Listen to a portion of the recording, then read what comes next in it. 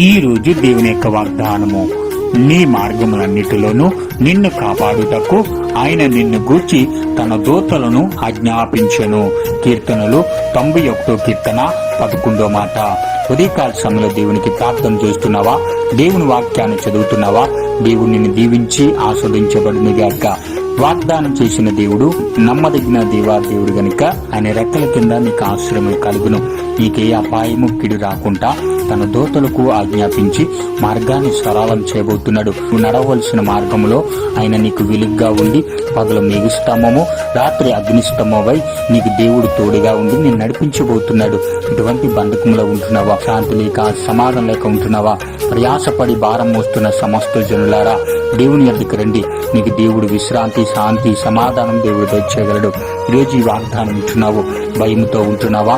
ధైర్యం లేక జీవిస్తున్నావా? బంధకంలో ఉంటున్నావా? చీకటి శక్తులతో నువ్వు బంధించబడుతున్నావా? శాతబడి శక్తులతో నువ్వు ఉంటున్నావా? ఈరోజు దేవునికి నేను హృదయం ఇస్తే నీ జీవితాన్ని దేవుడు స్వస్థత, విడుదల దయచేయబోతున్నాడు. శాంతి లేక సమాధానం లేక ఈ మాట వింటున్నావా? కోటి సమస్యలతో నువ్వు ఉంటున్నావా?